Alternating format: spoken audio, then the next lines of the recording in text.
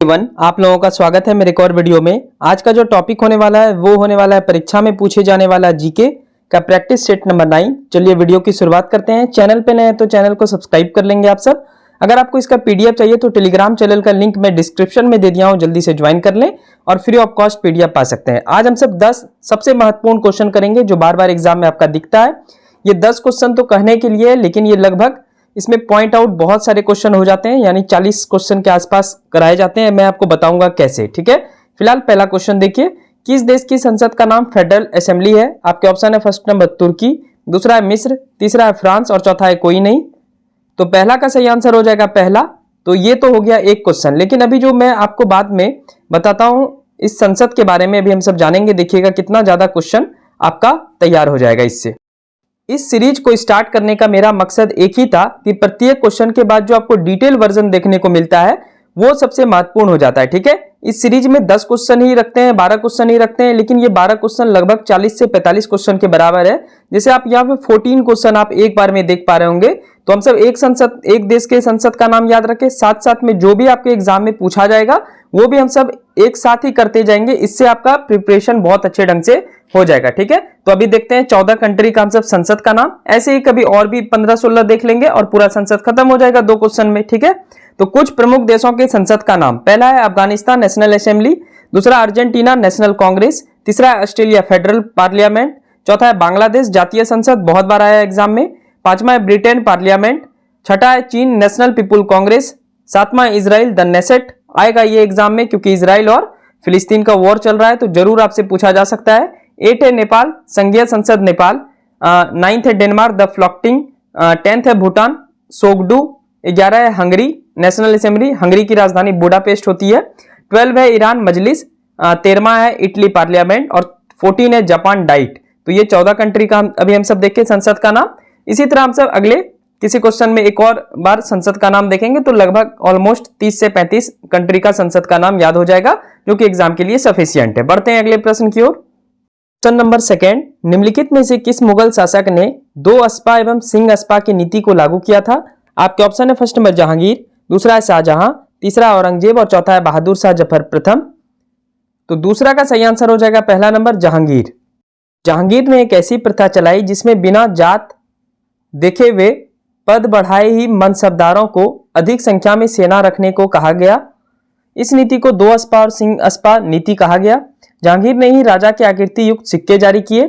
जहांगीर ने अपने समय में सिक्के पर अपनी आकृति बनवा, साथ ही उन्होंने अपने एवं नूरजहां का नाम अंकित कराया था। यानी जहांगीर ने अपने सिक्के पर खुद का आकृति साथ साथ नूरजहां का भी आकृति को अंकित करवाया था। निसार चांदी का सिक्का था जो रुपये के चौथाई के बराबर होता था। ये जहांगीर के कार्यकाल में चला था, ठीक है। क्वेश्चन नंबर 3, एक चंद्र दिवस की अवधि होती है। आपके ऑप्शन है फर्स्ट नंबर 24 घंटे और 26 मिनट, दूसरा है 24 घंटे और 30 मिनट, तीसरा है 24 घंटे और 52 मिनट और चौथा है 12 घंटे। तो तीसरा का सही आंसर हो जाएगा तीसरा नंबर 24 घंटे और 52 मिनट। एक चंद्र दिवस की अवधि 24 घंटे 52 मिनट की होती है। चंद्रमा को पृथ्वी की एक परिक्रमा पूरी करने में 27 दिन और 8 घंटे का समय लगता है। चंद्र कैलेंडर में एक साधारण वर्ष में 12 चंद्रमास होते हैं। चंद्र दिवस एक सौर दिन की तुलना में 50 मिनट अधिक लंबा होता है। चंद्रमा पृथ्वी के चारों ओर उसी दिशा में घूमता है। चंद्रवर्ष लगभग 354 दिन लंबा होता है। विज्ञान के संदर्भ में देखें तो मानव का पृथ्वी के भार का 1/6 भार चंद्रमा पर होता है, ठीक है। क्वेश्चन नंबर 4, निम्नलिखित राष्ट्रीय उद्यानों में कौन औसत है? आपके ऑप्शन है फर्स्ट नंबर उत्तराखंड राजाजी राष्ट्रीय उद्यान, दूसरा है कर्नाटक मानस राष्ट्रीय उद्यान, तीसरा है उड़ीसा सिमलीपल राष्ट्रीय उद्यान और चौथा है कर्नाटक बांदीपुर राष्ट्रीय उद्यान। तो चौथा का हो जाएगा दूसरा नंबर कर्नाटक मानस राष्ट्रीय उद्यान। ये गलत है क्योंकि मानस राष्ट्रीय उद्यान असम में है। चलिए देखते हैं असम के राष्ट्रीय उद्यान। असम के राष्ट्रीय उद्यान सबसे पहले जान लेते हैं। असम के राष्ट्रीय उद्यान 6 हैं टोटल। मानस राष्ट्रीय उद्यान, राजीव गांधी औरंग राष्ट्रीय उद्यान, नामेरी राष्ट्रीय उद्यान, काजीरंगा राष्ट्रीय उद्यान जो कि एक सींग वाले गेंडे के लिए भी फेमस है, डिब्रू साइखोवा राष्ट्रीय उद्यान, ठीक है। असम में हाथी रिजर्व भी है, टोटल 4 है। काजीरंगा कार्बी ओंगडोंग हाथी रिजर्व, धनसिटी लुंगडिंग हाथी रिजर्व, तीसरा है चिरांग रिपू हाथी रिजर्व और सोनितपुर हाथी रिजर्व, ठीक है। असम में बाघ अभ्यारण्य भी है जिसमें 4 है, काजीरंगा, मानस, ओरंग और नामेरी बाघ अभ्यारण्य। असम में पक्षी अभ्यारण्य भी है 2, पानी दिहिंग पक्षी अभ्यारण्य, बोरदोई बाम बिलमुखी पक्षी अभ्यारण्य, ठीक है। तो ये सारा देख लिए। इसमें आपका वन जीव अभ्यारण्य जो है वो छूट गया है, तो अगले किसी चार्ट में हम सब वन जीव अभ्यारण्य भी देख लेंगे, काफी ज्यादा है इसलिए उसको हम सब अगले दिन किसी क्वेश्चन में जरूर देखेंगे, ठीक है। तो अब देखिए असम का आपका सब कुछ रेडी हो गया। यहाँ पे इस सीरीज का मकसद ये है कि एक क्वेश्चन को टच करेंगे और इसके अलावा जितना भी उस क्वेश्चन से रिलेटेड जो भी प्रश्न आपके एग्जाम में बनते हैं उसको हम सब यहीं पे कवर कर लेंगे और फिर आगे बढ़ेंगे, ठीक है। अब यहाँ पे आपका असम का राष्ट्रीय उद्यान नेशनल पार्क पूछेगा, आप बता देंगे। एलिफेंट रिजर्व पूछेगा, आप बता देंगे। टाइगर रिजर्व पूछेगा, आप बता देंगे। बर्ड रिजर्व पूछेगा, आप बता देंगे। एक वन जीव अभ्यारण्य बच गया WLS, वो भी हम सब किसी वीडियो में देख लेंगे, ठीक है। चलिए बढ़ते हैं अगले प्रश्न की ओर। चलिए नेक्स्ट देखते हैं क्वेश्चन नंबर 5वां। निम्नलिखित में कौन सा सही युग्म सुमेलित है? आपके ऑप्शन है फर्स्ट नंबर सेमांग कांगो, दूसरा है मसाई पूर्वी अफ्रीका, तीसरा है बदू केनिया और चौथा है सकाई जापान। तो 5 का सही आंसर हो जाएगा आपका दूसरा नंबर मसाई पूर्वी अफ्रीका। इन सारे जनजाति का सही स्थान को मिलान कर लेते हैं हम सब। तो पिग्मी जनजाति पाई जाती है कांगो बेसिन क्षेत्र में, जुल्लू पाया जाता है दक्षिण अफ्रीका में, मसाई हो ही गया ऑलरेडी पूर्वी अफ्रीका में, ठीक है। बदू हो गया अरब मरुस्थलीय क्षेत्र में पाया जाता है। सेमांग जो जनजाति है ये मलेशिया में पाया जाता है और बर्बर ऊंट का मांस खाने के लिए जाने जाते हैं, तो बर्बर जो जनजाति है ये मोरक्को में पाया जाता है, ठीक है। तो ये ऊंट का बहुत ज्यादा इस्तेमाल करते हैं, जैसे उसके मिल्क को यूज करते हैं अपने जीवन में। चलिए बढ़ते हैं अगले प्रश्न की ओर। प्रश्न नंबर 6, सतनामी विद्रोह किस मुगल शासक के समय हुआ था? आपके ऑप्शन है फर्स्ट नंबर अकबर, दूसरा है शाहजहां, तीसरा है जहांगीर और चौथा है औरंगजेब। तो 6 का सही आंसर हो जाएगा ऑप्शन नंबर 4 औरंगजेब। आइए इस क्वेश्चन के डिटेल वर्जन को समझते हैं हम सब। 1672 ईस्वी में किसानों एवं मुगलों के बीच मथुरा के निकट नारनौल नामक स्थान पर यह विद्रोह हुआ था, जिसको सतनामी विद्रोह कहा जाता है। क्यों कहा जाता है? क्योंकि इस विद्रोह का नेतृत्व सतनामी नामक एक धार्मिक संप्रदाय ने किया था। औरंगजेब ने कुरान को अपने शासन का आधार बनाया था। उसने देश को दर उल हर्ब के स्थान पर दर उल इस्लाम में परिवर्तित करना चाहा। इसने अपने सिक्कों पर कलमा खुदवाया था। ये सारे पॉइंट याद रखिएगा, बार बार एग्जाम में रिपीट होता है।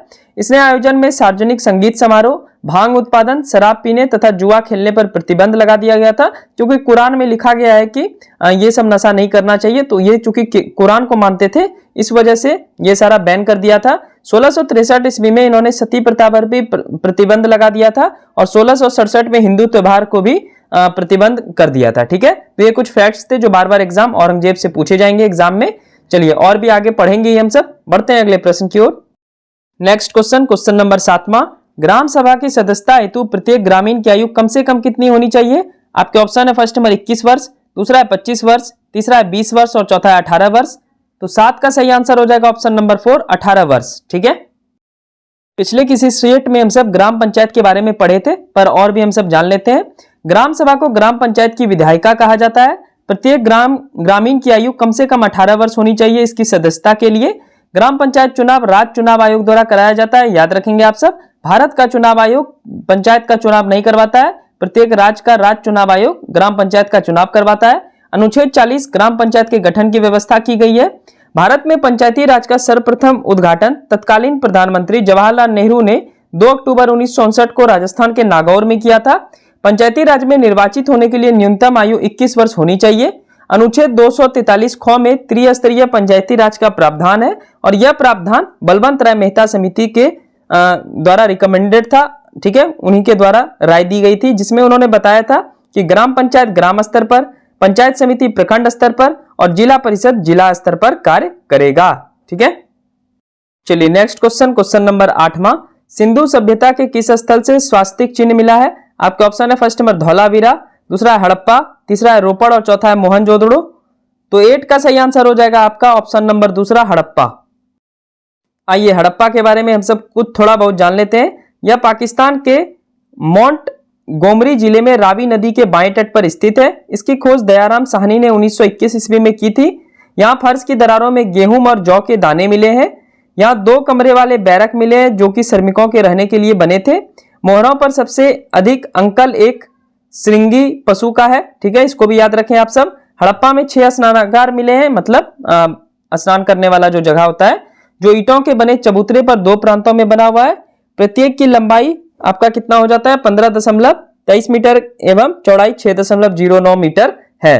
तो ये कुछ फैक्ट्स जरूर याद रखें आप हड़प्पा से। बढ़ते हैं अगले प्रश्न की ओर।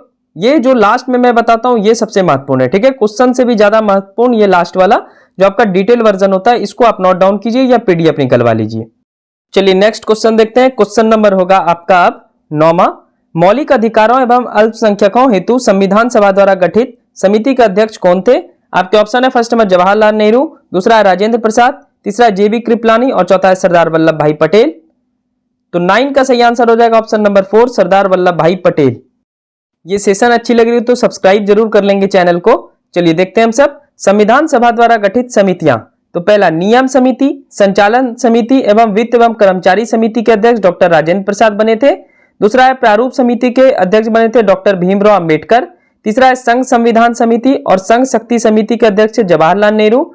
चौथा है प्रांतीय संविधान समिति, सलाहकार समिति, मौलिक अधिकारों एवं अल्पसंख्यकों हेतु गठित समिति सरदार वल्लभ भाई पटेल, जो कि प्रश्न में है।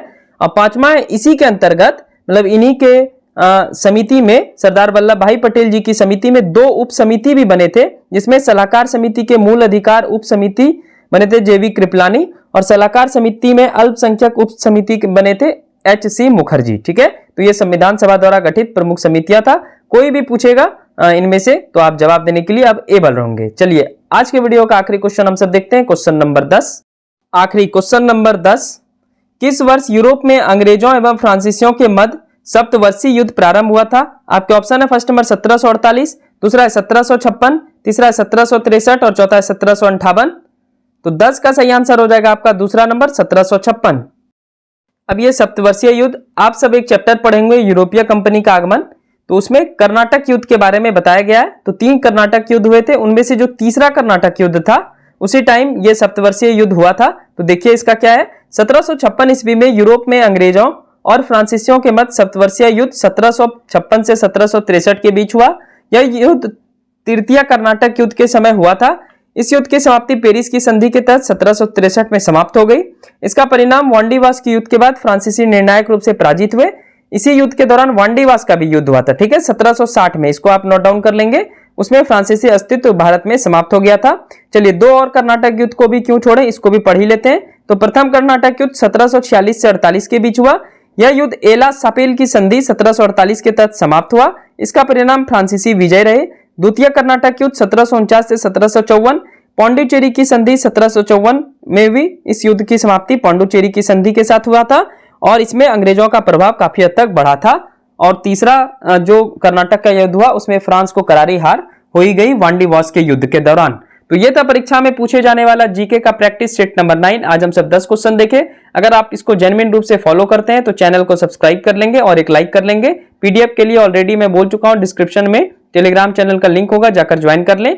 ये एक बार आप करके देखें मेरे कहने पे, आप 35 से 40 सेट होने देते हैं। फिर आपके अगर सेट में क्वेश्चन छूट गया तो आप आराम से हमारा वीडियो नहीं देखेंगे, चैनल को अनसब्सक्राइब करेंगे, फिर आप दूसरे सोर्स का इस्तेमाल कर लीजिएगा। ठीक है, लेकिन अभी फिलहाल 30 से 40 सेट होने दीजिए। 40 सेट जब आप पढ़ लेंगे इसका, तब आपको सारा क्वेश्चन आपका जीके में बनने लगेगा, क्योंकि इसमें जीएस का प्रश्न नहीं डाला जाता है। ठीक है, थैंक यू सो मच, मिलते हैं नेक्स्ट वीडियो में।